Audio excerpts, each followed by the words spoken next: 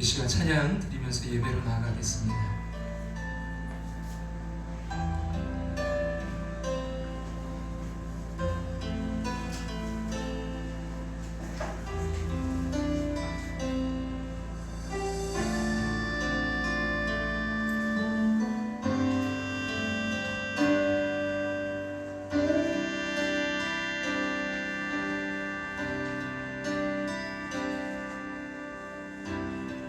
주님 나를 부르시니 두려움 없이 애써 나아가리라.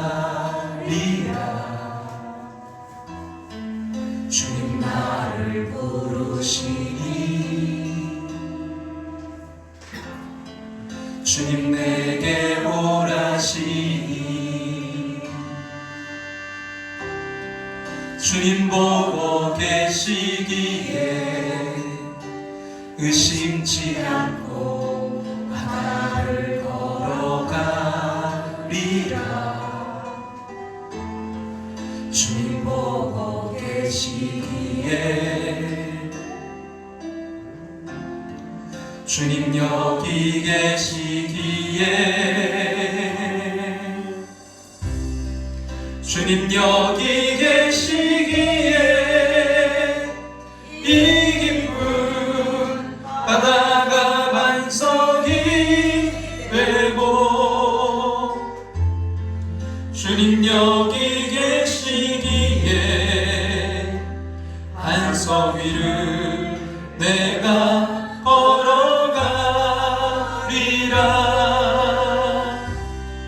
주님 여기 계시기에 저 거친 파도가 반석이 되고 주님 여기 계시기에 반석 위를 내가 걷습니다. 주님 나를 부르시니 두려움 없이 배에서 나아가리라. 주님 나를 부르시니 주님 나를 부르시니 주님 내게 오라시니 주님 내게 오라시니 주님 보고 계시기에 주님 보고 계시기에 의심치 않고 바다를 걸어가리라. 주님 보고 계시기에 주님 여기 계시기에 주님 여기 계시기에 주님 여기 계시기에 주님 여기 계시기에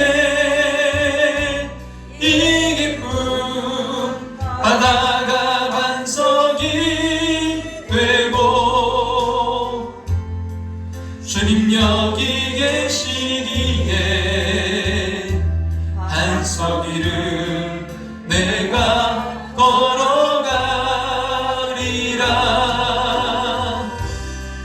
주님 여기 계시기에 저 거친 파도가 반석이 되고 주님 여기 계시기에 반석 위를 내가 걷습니다. 주님 여기 계시기에 주님 여기 계시기에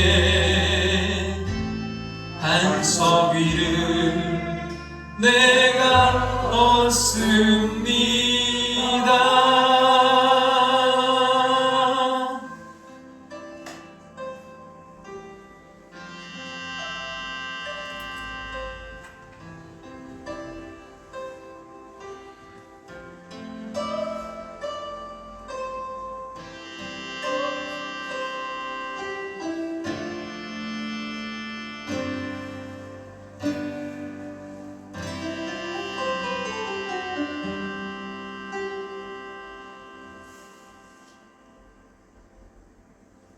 다 같이 조용한 기도 드리심으로 대림절 첫째 주일 주님 앞에 예배로 나아가겠습니다.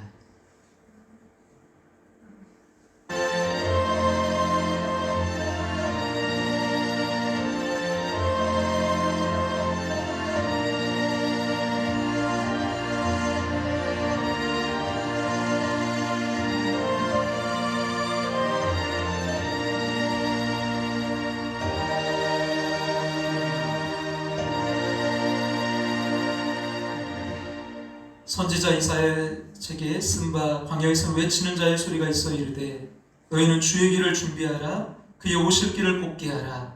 모든 골짜기가 메워지고 모든 산과 작은 산이 낮아지고 굽은 것이 곧아지고 험한 길이 평탄하여질 것이요 모든 육체가 하나님의 구원하심을 보리라. 아멘. 같이 자리에 일어나셔서 찬송가 104장 찬송 드리겠습니다.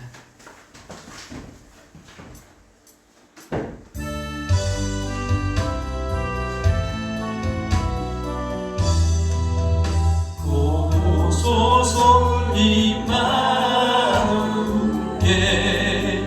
오 구하소서 이스라엘 그 보로 생활 보할 바 메시아 기다립니다. 기뻐하라 이스라엘 곧 오시리오 임마누엘 보소서 지혜의 주 온 만물 질서 주시고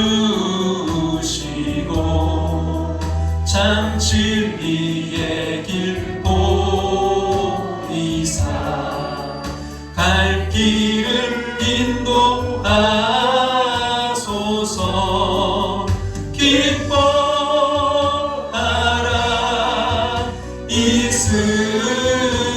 이스라엘 곧 오시리오 임마누엘 보소서 소망의 주 만 백성 한만 이루어 시기와 분쟁 없애고 참 평안 채워주소서. 기뻐하라 이스라엘 곧 오시리오 임마누엘 아멘. 다같이 자리에 앉으셔서 하나님 말씀 빌립보서 4장 2절과 3절 말씀 신약성경 322쪽 빌립보서 4장 2절과 3절 말씀 우리 앞에 보시고 또 성경 찾으신 분들 성경을 보시면서 같이 함께 봉독해서 읽도록 하겠습니다. 내가 유오디아를 원하고 순두개를 원하노니 주 안에서 같은 마음을 품으라. 또 참으로 나와 멍에를 같이한 내게 구하노니 복음에 나와 함께 있던 저 여인들을 돕고 또한 클레멘드와 그 외 나의 동역자들을 도우라. 그 이름들이 생명책에 있느니라. 아멘. 할렐루야. 오늘도 예배의 자리 또 영상으로 또 참여하신 모든 분들 주님의 이름으로 환영하고 축복합니다. 우리 서로 환영하고 한번 격려의 박수 한번 할까요? 수요 예배는 요한계시록 강해로 지금 하고 있습니다. 저녁 예전처럼 7시 30분에 다시 7시 30분에 드리고요. 여러분 우리가 종말론에 대해서 잘못된 이런 이단 같은 종말론을 갖고 있는 거 참 문제죠. 또 한 가지는 또 이 마지막 시대를 살아가면서 우리가 그것에 대해서 무관심한 것도 문제입니다. 그래서 바른 종말론을 통해서 우리 어떻게 주님 오심을 준비하고 우리가 살아가야 될지 여러분 그 말씀을 통해서 또 주님의 그 쓰신 목적이 그 당시 어려운 교회들, 그 소아시아 교회들을 위로하고 격려하기 위함이었습니다. 이렇게 어렵고 힘든 시대에 위로와 또 격려를 받는 귀한 시간 되기를 주님의 이름으로 축복합니다. 새벽 기도회는 다시 월요일부터 토요일까지 오전 6시에 드립니다. 교회 달력, 여러분 이 학산용 달력, 개인용 달력입니다. 여러분 이거 지난주 나눠드렸는데 못 받으신 분들은 받아가시고요. 또 하나 여러분 벽걸이용 달력이 나왔습니다. 여러분 이것도 받아가시길 부탁드립니다. 교회 1층 바닥 공사를 이제 하려고 하는데요. 여러분 이 예배당하고 앞에 로비를 이제 바닥 공사를 하려고 합니다. 여러분 위해서 또 헌신해주고 수고하시는 분들 위해서 기도를 부탁드리고요. 오전 10시 목요일날 12월 2일 목요일날 오전 10시부터 공사를 하려고 합니다. 좀 시간이 허락되시는 분들 오셔서 같이 이런 좀 의자라든지 이걸 치우고 또 여기를 해야 되기 때문에 이렇게 함께 하실 수 있는 분 오시면 감사드리겠습니다. 윤홍균 성도님 또 허리 지금 아프신 분들이 좀 계신데 우리 조현정 집사님 또 최순옥 집사님 좀 허리가 아프신데 위에서 계속 기도를 부탁드립니다. 또 예배 후에 여러분 또 받아가실 분들은 받아가시길 부탁드립니다. 기도드리겠습니다. 하나님 오늘을 살게 하심을 감사드립니다. 예수 믿는다는 이유 하나만으로 영원한 하나님 나라 천국을 약속해 주심을 감사드립니다. 감사 주의를 보냈습니다. 그러나 다시 입으로 불평과 염려를 말했던 연약함을 용서하여 주시옵소서. 어두움을 새벽을 깨우듯이 다시 시작하자고 주님 안에서 다시 외치며 나아간 2021년 정말 부족함이 부끄러움이 많았습니다. 믿음의 뜨거운 열정을 회복시켜 주시고 식지 않게 하여 주시옵소서. 모이게 힘쓰고 주의 일하며 그리고 또 향기를 풍기는 주님의 제자 되게 하여 주시옵소서. 군대, 객지, 외국에 머무는 이들, 병상의 환자들을 긍휼히 여겨주시고 예배를 소홀히 하지 않도록 지켜주시옵소서. 특별히 몸이 아픈 이들 하나님께서 개입하여 주시옵소서. 치료의 손길, 회복의 손길로 강건케 하여 주시옵소서. 높은 산 같은 문제로 염려하는 성도들에게 오를 수 있는 힘을 주시옵소서. 말씀 전하는 부족한 종에게도 성령의 능력을 덧입혀 주시옵소서. 그리하여 이 시간 치료와 회복의 풍성한 말씀 잔치가 되게 하실 것을 믿으며 예수님의 거룩하신 이름으로 기도합니다. 아멘.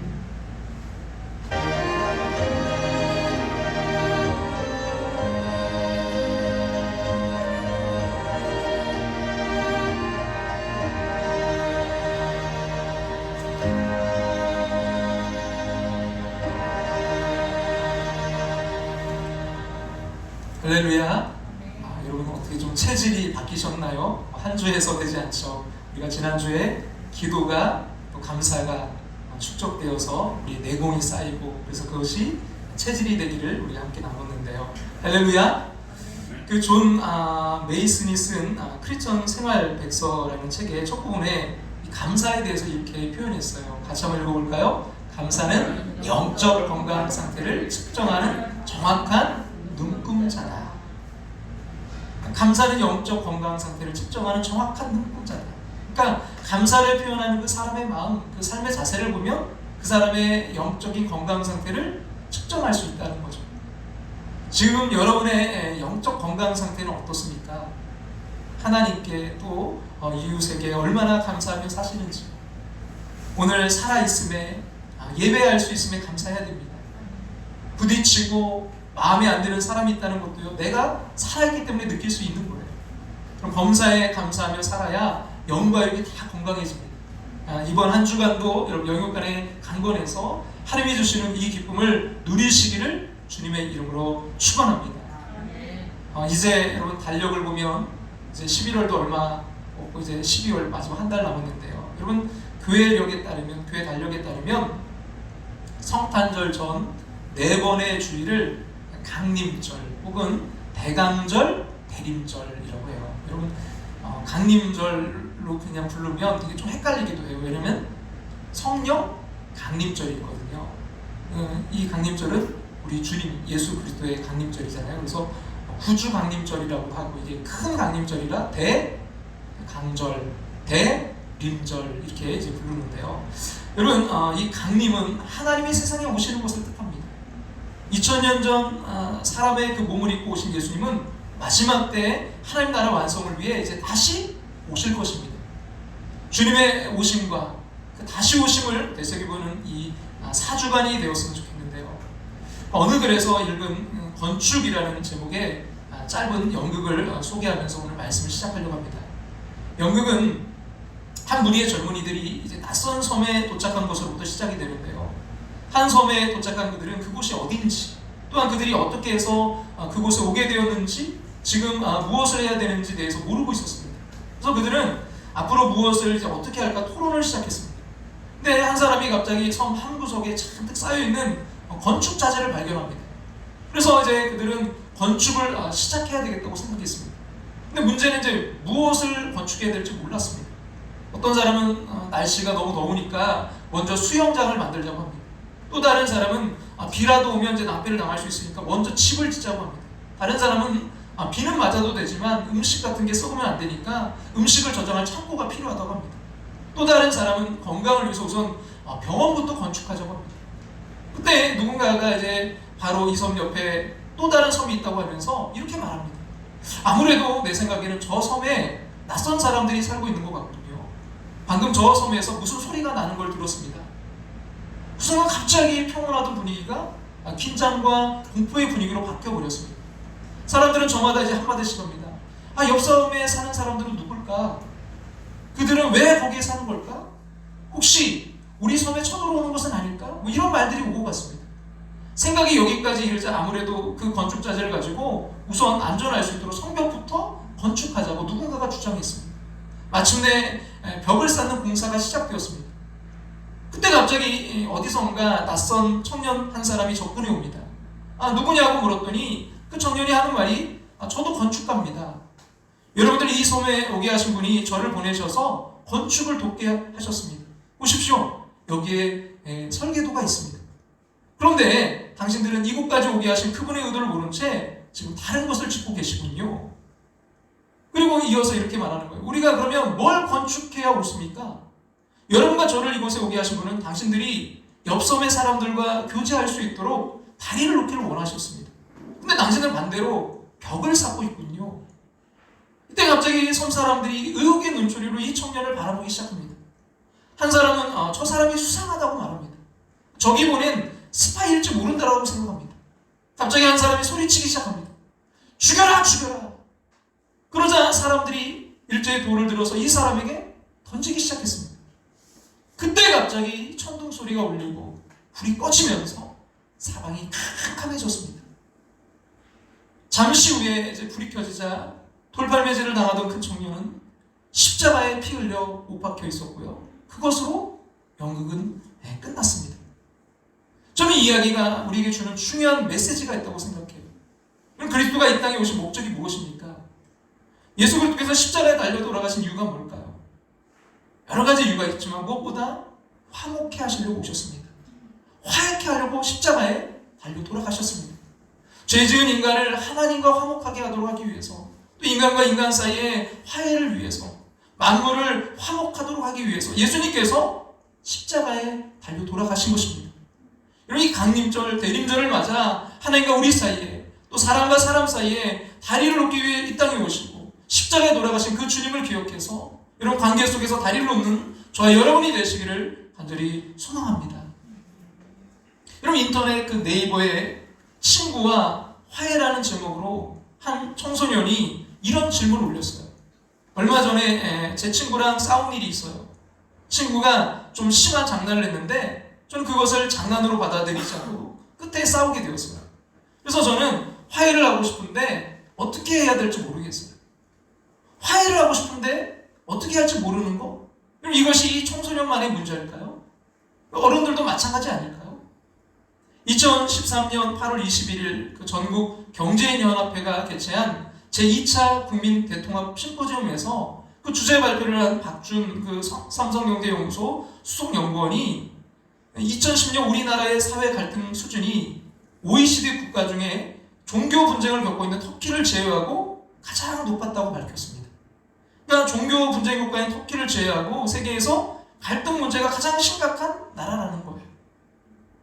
정치적인 갈등이 참 많죠. 진보와 보수의, 또 세대의 이런 갈등이 많고, 또 지역 간의 갈등, 이런 또 노사 간의 갈등, 그래서 이런 갈등으로 인한 경제적인 손실만 무려 연간 246조 원에 이른다고 합니다. 그럼 감이 안 오죠? 246조가 얼마나 되는지. 그래서 어떤 분은 그러더라고요. 국방비보다 더 많다는 거예요. 그러니까 밖으로 싸우는 이 국방비보다 안에서 싸워서 거기서 발생하는 이 비용들이 문제가 더 크다는 거예요. 근데 안타까운 이것을 잘 이 문제가 해결되지 않고 있다는 거예요. 그래서 한국보건사회연구원이 2016년에 발간한 사회통합지수 개발연구 보고서에 따르면 한국은요, OECD 국가 중에 이스라엘 다음으로 이 사회통합지수가 낮은 것으로 분석되었습니다. 그리고 이스라엘은 이 아랍과 막 이런 분쟁 그 안에서도 그 나라에도 있거든요. 그래서 이게 굉장히 안 돼요. 근데 그 다음이 어디라고요? 우리나라. 그 OECD 국가 중에 여러분 그 사회 통합 지수가 가장 낮은 것으로 분석되었어요. 이스라엘 다음으로.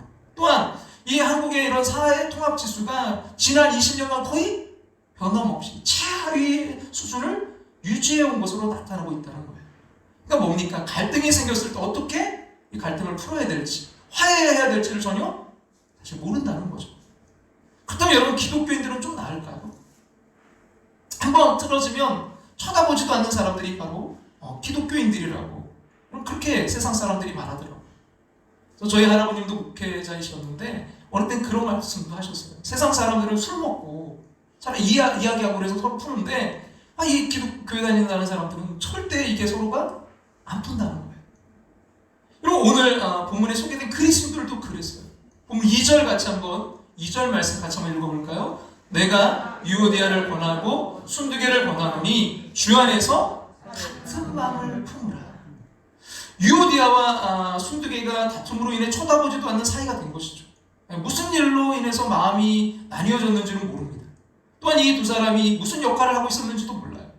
성경 전체를 통틀어서 본문에 딱 한 번 나오거든요. 그러나 대부분의 학자들이 이 두 사람 모두가 빌립보 교회의 매우 중요한 여성 지도자들이었을 거라고 말합니다. 물론 여전히 이들이 누군지 무엇 때문에 싸우고 화해하고 있지 않은지는 정확히 밝혀진 것은 없습니다.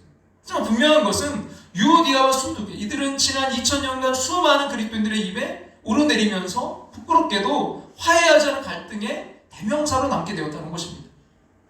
아니 싸우고 화해 이렇게 하지 않을 수도 있지. 성경은 왜 이들의 이름을 굳이 밝혀서 지난 2000년간 아니 계속해서 수많은 그리스도인들에게 부끄러운 이름이 되게 한 것일까요?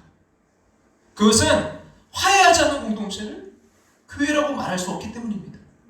아니 화해하지 않는 것처럼 우리 모두의 기쁨을 빼앗아가는 것이 없기 때문입니다. 그럼 생각해 보세요.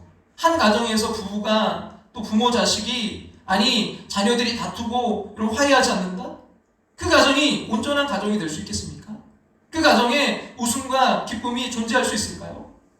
사랑하는 여러분, 혹시 다퉜던 사람들과 여러분 이 성탄의 계절인데 아직 화해하지 않고 갈등이 지금까지 이어지고 있지는 않습니까?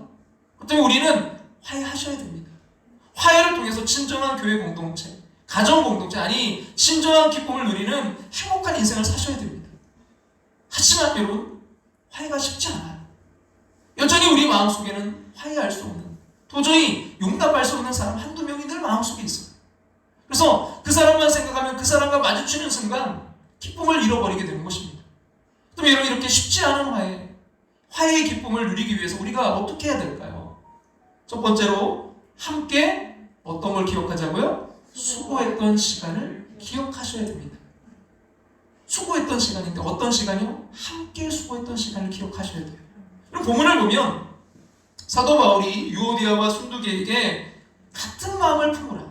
즉 이제 화해하라고 말하면서 이어서 이제 빌립보 교회의 다른 지도자들에게 유오디아와 순두개가 화해할 수 있도록 도우라고 요청하고 있습니다. 그러면서 유오디아와 순두개가 그들이 이제 바울에게 어떤 사람들이었는지 이렇게 소개합니다.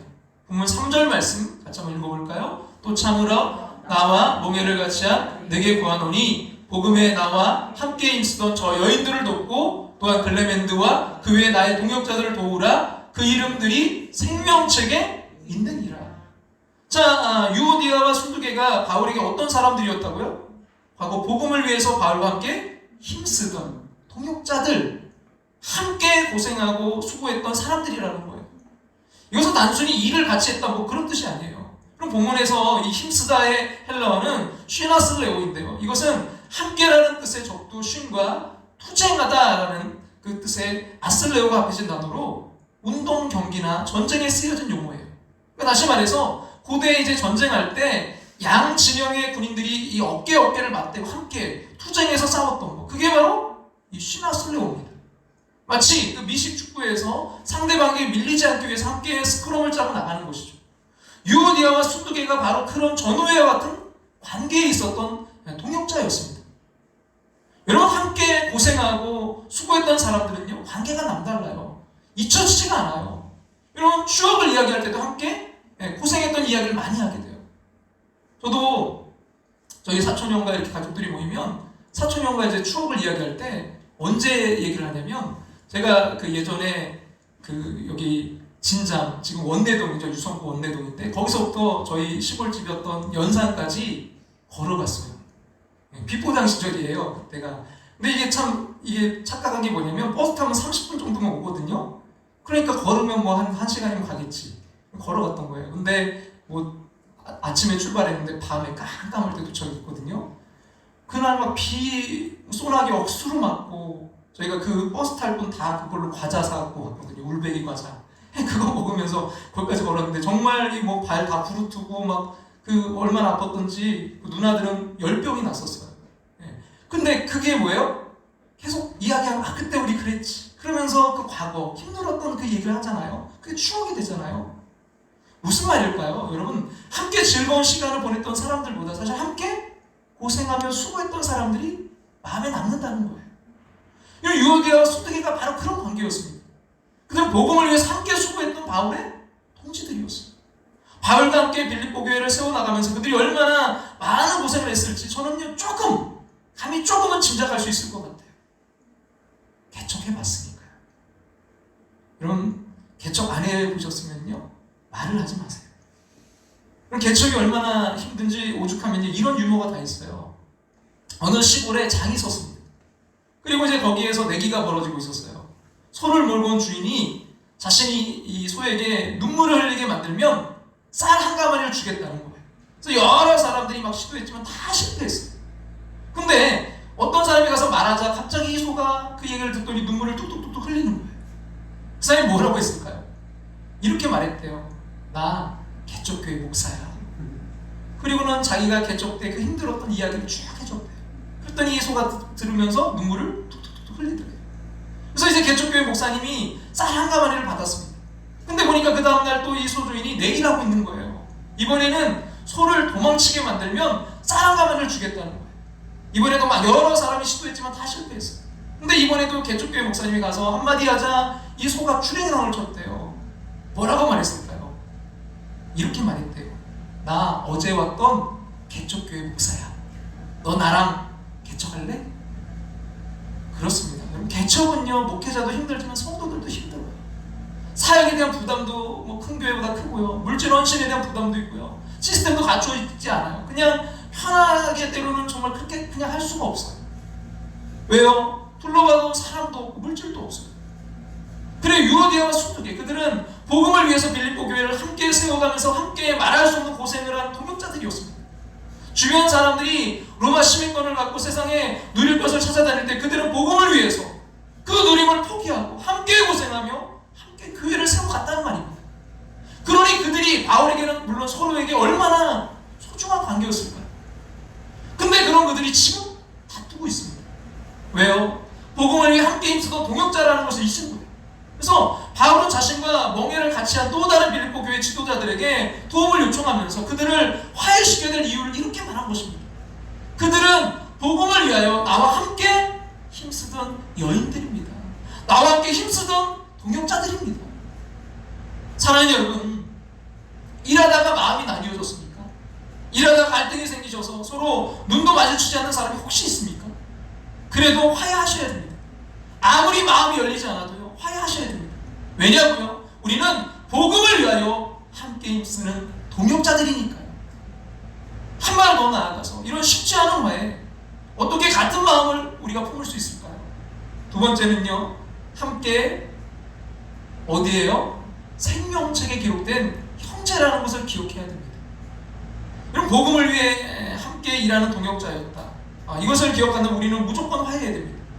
하지만 그것을 기억한다 해도 여전히 화해한다는 게 이게 쉽지는 않아요. 왜요? 예전에 동역자였을지 몰라도 지금 반대자처럼 느껴지거든요. 이 빌립보 교회 여성교회 회장님들이었던 유오디아와 순두계도 그랬을 거예요. 예전에는 눈빛만 주고받아도 서로의 마음을 알 수 있었지만 지금은 아니거든요. 사사건건 서로 다른 입장에 서 있는 거예요. 그래서 사도 바울이 말합니다. 제발 같은 마음을 품으십시오. 하지만 아시잖아요. 나와 입장이 다른 사람과 같은 마음을 이게 품는다는 게 이게 얼마나 어려운 일인지 몰라요. 내 입장이 옳은 것 같거든요. 상대방이 틀렸는데 어떻게 같은 마음을 품을 수 있겠어요? 게다가 그 사람이 예전에 같은 마음을 품었던 사람이라면 그건 더 힘들어요. 애증의 관계가 되거든요. 다른 사람은 몰라도 그 사람과는 눈도 마주치기가 싫어. 감정이 복잡해지거든요.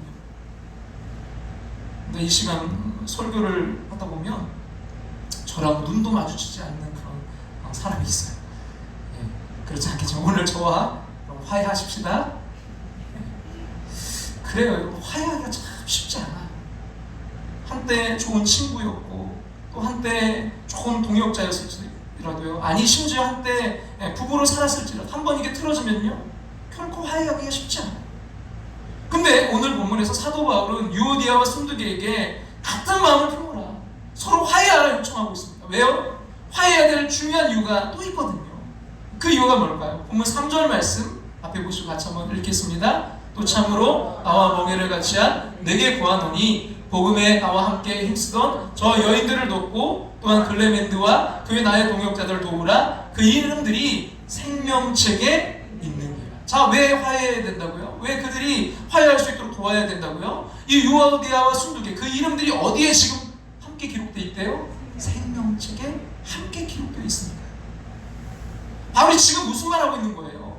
유오디아와 순두계 그들은 그리스도의 피로 말미암아 함께 생명책에 기록된 형제 자매, 다시 말해서 이 땅에서 뿐만이 아니라 천국에서 영원토록 함께 살아가게 될 영원한 형제요 자매라는 것입니다. 근데 화해하지 않을 수 있을까요? 화해하지 않고 천국에 들어갈 수 있을까요? 아니, 화해하지 않고 천국에 들어가서 갈등과 다툼 속에 있는 그 사람과 함께 여러분 하게 된다면요, 그곳이 과연 천국일 수 있을까요? 생각해보세요. 우리는 이 땅에서의 삶을 마치면 하늘나라로 가게 될 것입니다. 그리고 하늘에 계신 주님 앞에서 함께 그 주님의 말씀을 듣고 함께 주님을 찬양하게 될 것입니다. 근데 천국에서 걷다가 아니 주 앞에서 찬양하다가 그 인간과 눈이 딱 마주쳤어요. 표정이 바뀌죠. 그때 그 싸늘한 표정으로 그곳에 계속 앉아있을 수 있을까요? 그렇습니다. 화해해야 됩니다. 우리는 화해해야 됩니다. 우리 이 땅에서 잠시 서로 무시하고 살다가 헤어질 수 있는 존재가 아니라 천국에서 영원토록 함께해야 될 형제 자매이기 때문입니다. 그러기에 사랑하는 여러분, 오늘 화해하십시오. 화해할 시간을 놓치지 마십시오. 적어도 이 땅을 떠날 때 화해하지 못한 채 떠난 불행한 일이 없도록 굳어진 마음을 여십시오. 그렇게 할 때 천국은 천국일 수가 있습니다. 아니 지금 이 땅에서 천국을 경험하며 살 수 있습니다. 그 기쁨을 누리시는 저와 여러분이 되시기를 주님의 이름으로 축원합니다. 자, 마지막으로 이런 쉽지 않은 화해, 같은 마음을 품는 화해 기쁨을 누리기 위해 우리가 어떻게 해야 될까요? 어떻게 같은 마음을 우리가 품을 수 있을까요? 여러분, 마지막 세 번째는요, 함께 화해케 하시는 주님 안에 있어야 됩니다. 말씀드린 것처럼 우린 그리스도의 피를 나눈 형제 자매입니다. 그 말은 이 땅에서 뿐만이 아니라 영원이라는 시간 속에서도요, 함께 영원히 해야 되는 존재가 되었다는 거죠. 형제 자매, 참 여러분 소중한 말 아닙니까? 영원이라는 그 시간이 아니어도 우리는 이 땅에서 누군가의 형제요 자매로 태어나 함께 살아왔습니다. 그런데 여러분 살다 보면 형제지간에도 싸우는 일이 종종 있습니다. 그때 부모님들이 다투는 자녀들을 향해 늘 안타까운 심정으로 들려주는 말씀이 있죠. 또 아이들에게 늘 하는 말이 있어요. 형제간에 왜 싸워? 너 형 몇 명이야? 너 동생 몇 명이야? 그래요. 형제지간에는 싸우지 말고 사이좋게 지내야 돼요. 하지만 현실은 그렇지 않아요. 형제지간에도 싸우고 화해하지 못해 얼굴 보지 않고 사는 사람이 얼마나 많이 있습니까? 아니, 그리스도의 피를 나는 형제지간임에도 불구하고요, 다투고 싸우면서 나뉘는 교회들이 얼마나 많이 있습니까? 형제라는 것을 알아도 우리는 싸워요. 왜요? 마음이 서로 다르면 뭐 형제고 뭐가 없거든요. 그래서 사도 바울이 이 갈등 속에 있는 유오디아와 순두계에게 제일 먼저 한 권면이 바로 이거예요. 본문 2절 같이 한번 앞에 보시고 한번 읽어볼까요? 내가 유오디아를 권하고 순두계를 권하노니 주 안에서 마음을 품으라. 여러분 어떻게 하라고요? 같은 마음을 품으래요. 같은 생각을 품으래요. 그렇습니다. 화해의 전제 조건이 있어요. 그것은 마음이 같아져야 돼요. 다시 말해서 같은 마음을 품지 않으면 아무리 뭐 주변에서 도와줘도 이게 화해할 수가 없어요. 근데 이게 문제예요. 어떻게 사람이 다 다른데 같은 마음을 품을 수 있겠어요? 아니 억지로 화해했다고 칩시다. 마음이 나와 다른 사람과 얼마 동안 그 관계를 유지할 수 있을까요? 그리고 진정한 화해 정말 쉽지가 않습니다.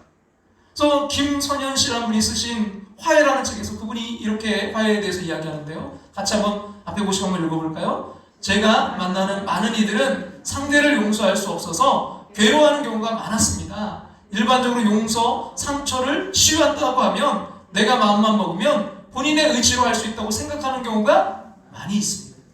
내가 이런 뭐 화해하는 거, 내가 용서하는 거, 내 마음의 이런 상처 치유할 수 있어. 마음만 먹으면 내가 내 의지로 할 수 있다. 이렇게 많은 사람들이 생각한다는 거예요.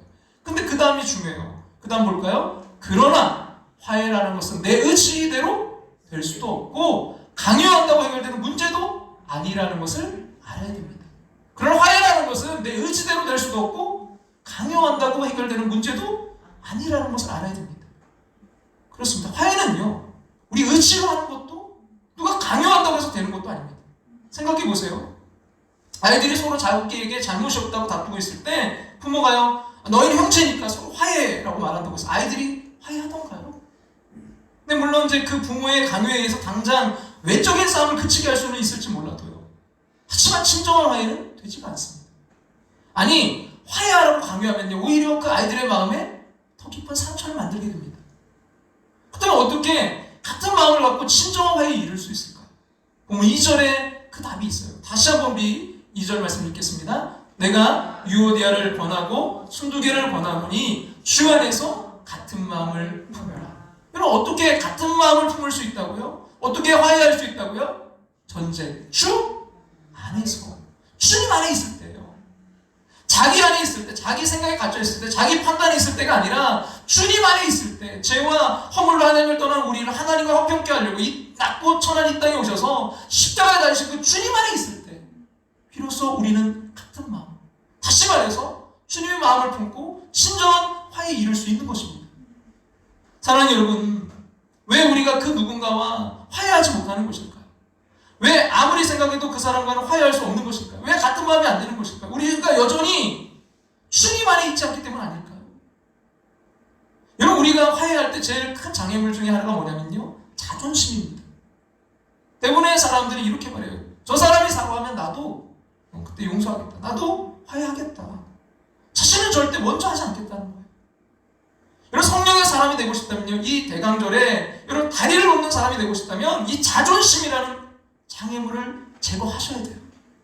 조금 창피를 당해야 됩니다. 내가 갖고 있는 이 명분이 상처받아야 돼요. 여러분, 갈등과 미움을 버리고 화해하는 데 있어서 여러분 두 번째 장애물은 이 손해를 보지 않으려는 마음이에요. 사람들은 협상을 하겠다. 그러나 나는 손해보지 않겠다라고 다짐합니다. 손해보지 않으려고 하기 때문에 이 협상이 이루어지지 않죠. 여러분, 이렇게 생각하면 화해하기가 쉽지 않아요. 이것을 빼앗기면 다 죽는다라고 생각하기 때문입니다. 손해를 보면 근데 오히려 더 큰 이익을 보게 돼요. 우리는 성경의 진리가 사실인 줄 알면서도 믿지는 못합니다. 그래서 먼저 자신의 이익을 챙기고 자신의 자리를 차지하려고 합니다. 당신이 진정 하나님의 사람이라면 그 감정과 자존심에 손해를 보십시오. 여러분, 화해를 하려면 두 가지를 버리셔야 된다고 말씀드렸는데요. 그것은 자존심과 손해보지 않으려는 마음입니다. 근데 여러분, 이 두 가지를 내려놓으면요, 그때 하나님이 놀랍게 역사하십니다. 유정옥 사모님이라는 분이 참 어려운 분들을 많이 돕고 이렇게 하시는 사모님이신데, 이분이 그 말하지 않아도 들리는 소리라는 책을 이제 쓰셨는데 그 책을 읽고 참 은혜가 된 부분이 있어서 좀 같이 좀 나누려고 합니다. 묵직한 우편물 한 통을 받았다. 5장이나 쓴 그 편지에는 처음부터 끝까지 나를 난도질하는 글이 쓰여 있었다. 글이나 말이 비술하더니 나는 그 글에 온몸을 찔려 피를 흘리다 쓰러질 것 같았다. 그 글들은 한마디로 너는 노숙인들을 빙자해서 너의 배를 불리는 나쁜 도둑이라는 글이었다. 편지를 다 읽어갈 무렵에 내 손은 나도 모르게 부들부들 떨고 있었다. 그것은 나의 피를 거꾸로 솟아오르게 하는 능력이었다. 사모님은 너무 화가 나서 그 자리에서 그것에 대해서 하나하나 반론을 적기 시작했답니다. 억울하고 기가 막혀서 막 손이 다 떨렸답니다. 말할 수 없는 모멸감에 치를 떨면서 2시간 동안 쉬지 않고 반론을 쓰다 보니까 15장이 되었답니다. 일반 편지 그 봉투에는 도저히 넣을 수가 없어서 서류 봉투에 넣고서 우체국으로 달려가서 이제 봉투를 풀로 붙이고 우표만 붙이면 되는데 주님께서 조용히 물으시더랍니다. 딸아, 그렇게 할 말이 많더냐? 순간 멈칫하면서 그 두툼한 봉투를 내려다보고 있는데 또 말씀하셨답니다. 나는 얼마나 할 말이 많았겠느냐. 그러나 나는 혼욕을 당해서 괴로울 때도 입을 열지 아니하였다. 토수장으로 끌려간 어린 양과 같이 털 깎는 자 앞에서 잠잠한 양같이 입을 열지 아니하였다. 이분이 고백하는 거예요. 나는 그 자리에 서서 말없이 오열하였다. 그리고 그에게 썼던 15장의 편지를 찢어 쓰레기통에 넣었다.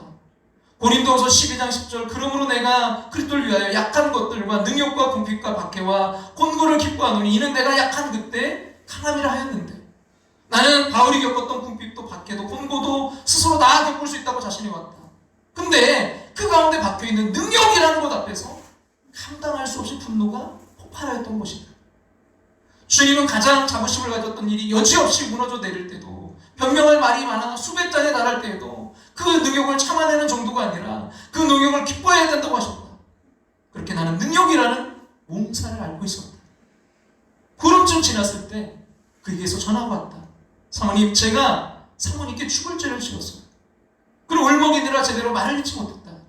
그는 지금 나의 가장 신실한 동역자로 내 곁에 와 있다. 바울은 그의 동역자인 브리스가와 아굴라에게 그들은 내 목숨을 위하여 자기들의 목까지 내놓았다고 소개했다. 그는 나에게 있어서 브리스가와 아굴라 같은 동역자가 되었다. 그날 내가 15장의 편지를 붙였다면 나는 그를 영원히 잃었을 것이고 어쩌면 지금 나를 가장 치명적으로 공격하는 적장이 되어 있을 것이다. 다시 한번 말씀드립니다. 이런 화해를 하려면 2가지를 버려야 돼요. 우선 자존심과 이익을 챙기려는 마음, 즉 손해보지 않으려는 마음입니다. 근데 이 2가지를 버리면 하나님이 놀랍게 역사하십니다. 화해와 평화를 위해서는요, 하나님께서 개입하셔야 돼요. 성령님이 역사하셔야 됩니다. 인간끼리의 관계에서는 이 화합이 그리 오래가지 못해요. 이런 하나님의 은총이 개입되어야 됩니다. 하나님께서 양쪽을 치유해 주시고 복을 주셔야 화해는 영원히 지속됩니다. 이런 한국교회 그 믿음의 선조였던 사랑의 원자탄으로 불리셨던 여러분 손양원 목사님의 그 따님 손동희 권사님이 자신의 아버지의 모습을 이렇게 이제 기억하고 적었던 게 있는데요. 우리 아버지는 가난한 농부의 아들로 태어났습니다. 학비가 없었던 낮에는 신문 배달, 만두 장사를 해서 야간 학교에 다녔습니다.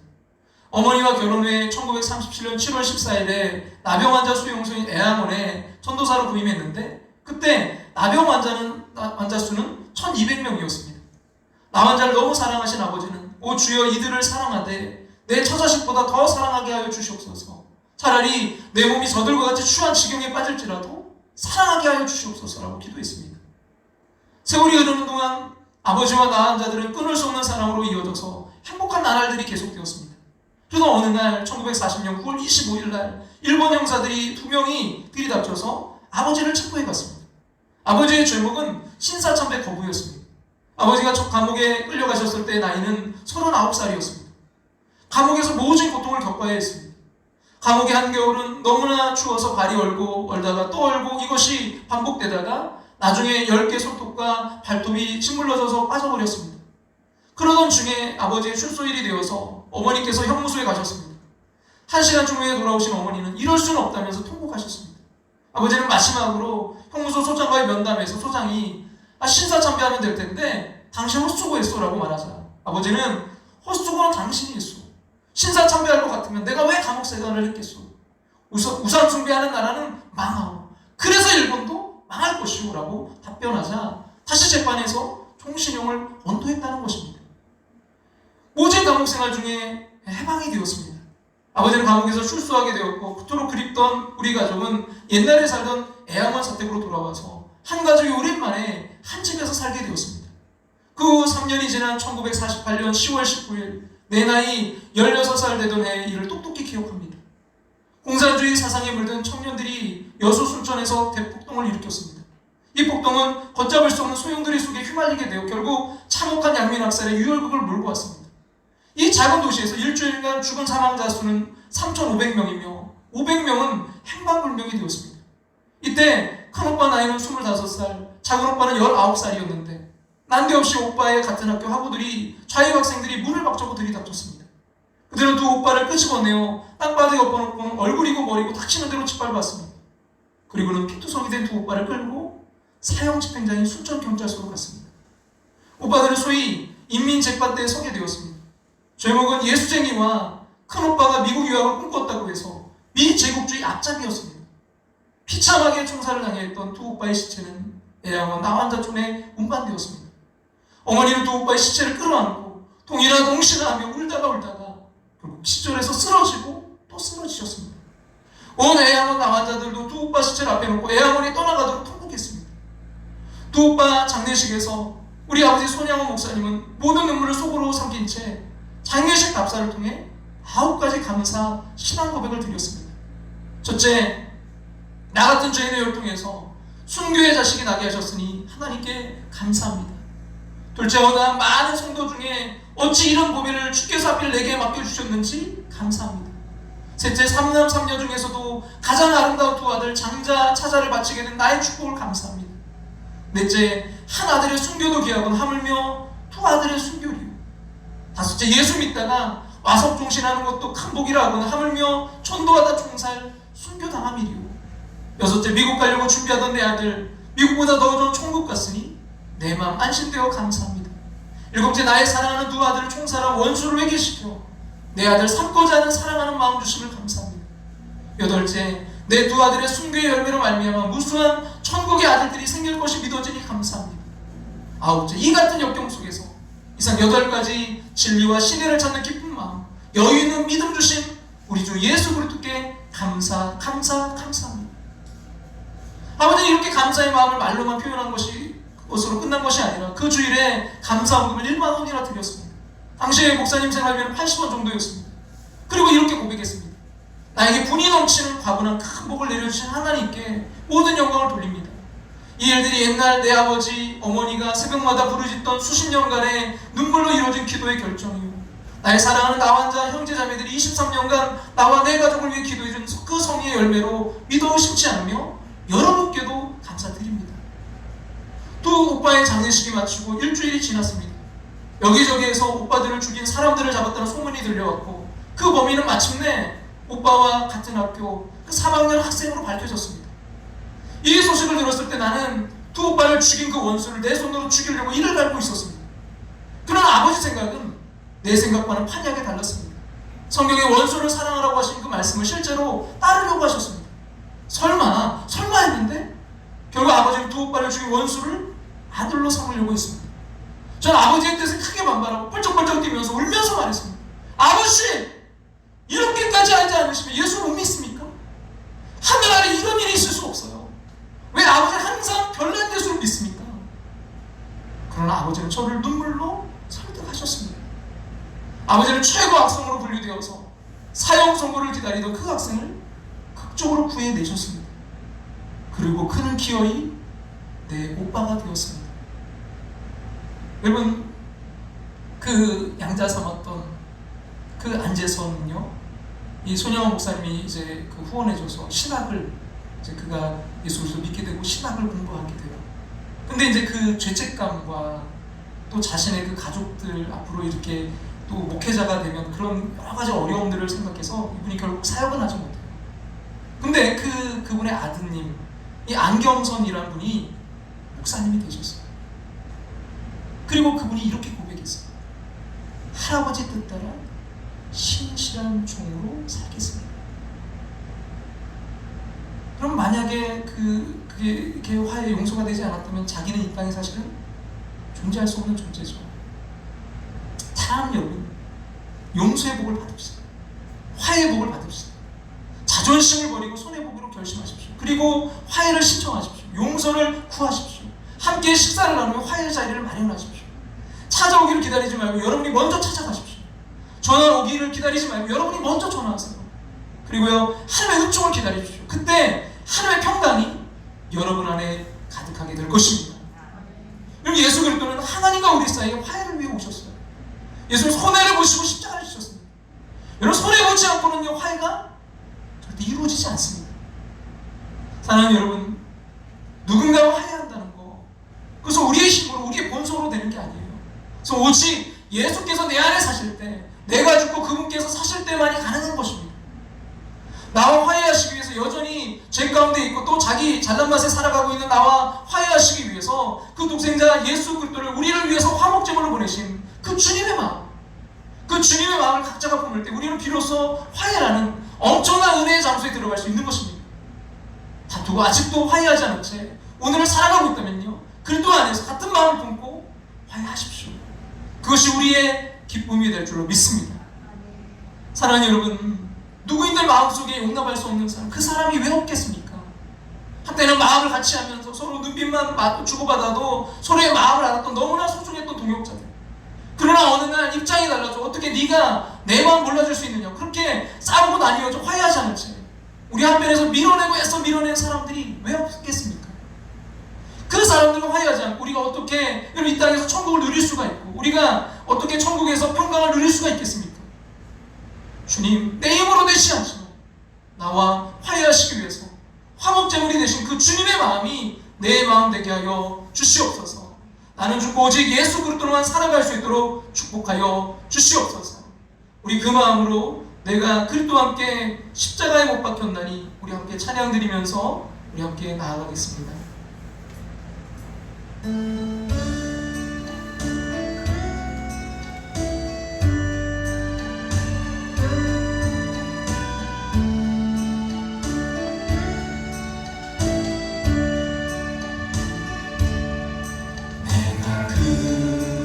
그리스도와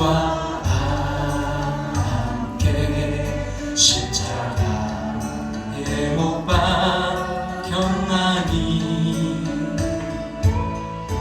그런즉 이제는 내가 산 것 아니요 오직 내 안에 예수께서 사신 것이라.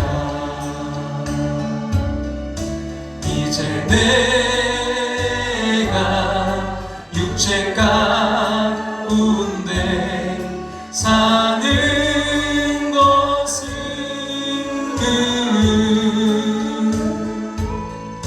나를 사랑하사 자기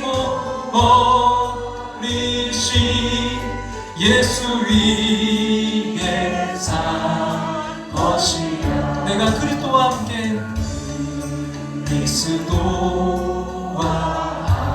십자가에 못 박혔나니 십자가에 못 박혔나니 그런즉 이제 내가 산 것 아니요 그런즉 이제 내가 산 것 아니요 오직 내 안에 예수께서 사신 것이라.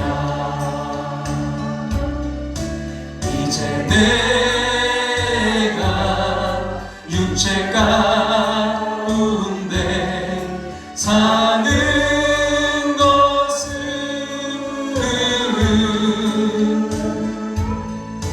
나를 사랑하사 자기 버리신 예수 위에 산 것이야. 이 시간 함께 기도하며 나아가길 원합니다.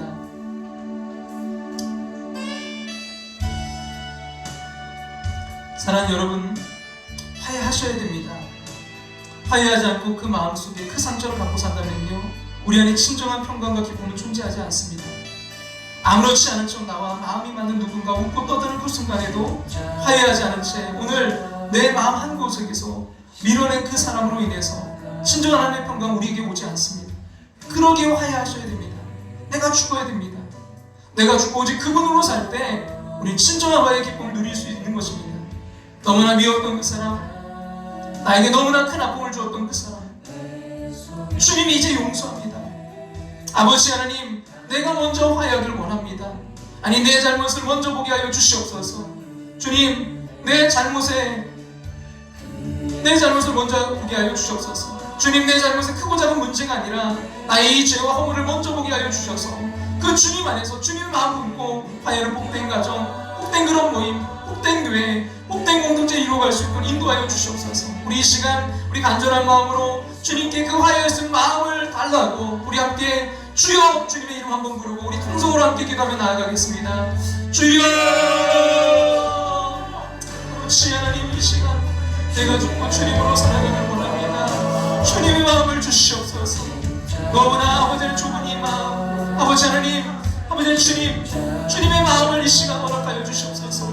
아버지 하나님, 우리가 함께 주님 안에서 통역자였음을 기억하게 하시고 함께 수고했던 것을 기억하게 하시고 아버지 또한 함께 그 생명책에 기록된 하나님의 사람임을 기억하게 하시고 무엇보다 내 힘으로 되지 않음을 주님 고백하며 나아갑니다. 주 안에서 주님 품 안에서 아버지 하나님 주님의 마음으로 이 시간 품어주시고 주님 인도하여 주셔서 주님 다리를 놓는 사람 되게 하여 주시옵소서. 아버지 하나님, 이 내림절 내간절 다리를 놓는 사람 되길 원합니다. 가정에서 아버지 하나님 정말 주님 다리를 놓는 사람 되게 하시고 주님 아버지 삶의 도전에서 다리를 놓는 사람 되게 해주시고 주님 교회 가운데 다리를 놓는 사람 될 수 있도록 주님 인도하시고 주님 역사하시고 함께 하셔서 주님의 마음으로 아버지 이 성탄의 계절에 주님의 마음으로 충만할 수 있도록 주님 나를 다스려 주시고 주님 주시니 기쁨을 누릴 수 있도록 주님 인도하시고 주님 역사하시고 함께 해주시옵소서. 주님 이끌어 주시옵소서.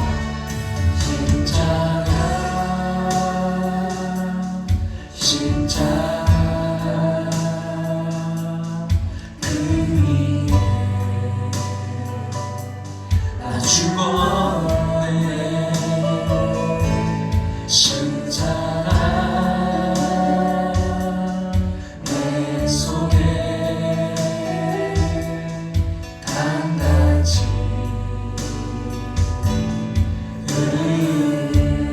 그의 생명 내 속에 생명 내 속에 능력 내 안에 소망 내 삶에 나의 삶 주의 생명 내 속에 능력 내 안에 소망 내 삶에 나의 삶 주의 다리 일어나셔서 십자가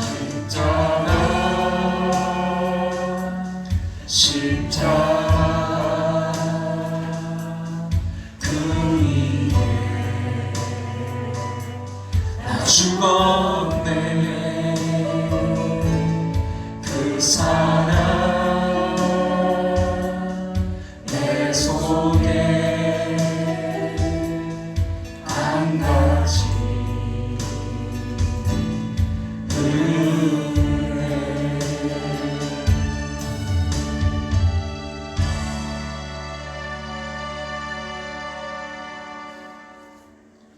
화평케 하는 자는 복이 있나니 저희가 하나님의 아들이라 일컬음을 받을 것이며 하나님 아버지, 내가 살아서 여전히 내가 억울하고 내가 아프고 내가 힘들어도 오늘도 그 사람 생각하면 밤잠을 못 자고 오늘 힘들게 살아가고 있는 어리석은 죄인이 바로 우리입니다. 이런 나를 위해서 나와 화목하시기 위해서 그 아들 독생자 예수 그리스도를 십자가에 내어주신 주님의 십자가를 깊게 묵상하게 하여 주시옵소서. 그 십자가에 내가 죽고 예수 그리스도로 살게 도와 주시옵소서. 그리하여 어떤 사람과도 화해하지 못한 채 이 생을 마감하는 일이 없도록, 아니 화해하지 못한 채 우리를 마치지 않도록 그렇게 우리에게 주님의 은혜를 내려 주시옵소서. 주님의 마음을 부어 주시옵소서. 만져 주시옵소서. 그리하여 관계 속에서 회복의 기쁨을, 화해의 기쁨을 누리는 참된 제자의 삶이 되게 하여 주시옵소서. 지금은 우리를 죄에서 구원해주신 예수 그리스도의 그 크신 은혜와 하나밖에 없는 독생자를 나를 사랑하셔서 이 땅에 보내신 하나님의 그 크신 사랑하심과 오늘도 우리 안에 살아 역사하시며 주님을 따르도록 인도하신 성령님의 함께하심을 통해 하나님과 우리 사이에 다리가 되어주신 그 예수 그리스도와 같이 다리를 놓는 제자의 삶을 결단하며 나아가는, 주 안에서 같은 마음을 품고 나아가는 당신의 사랑하는 백성들에게 이제부터 영원토록 함께하시기를 축원하옵나이다. 아멘.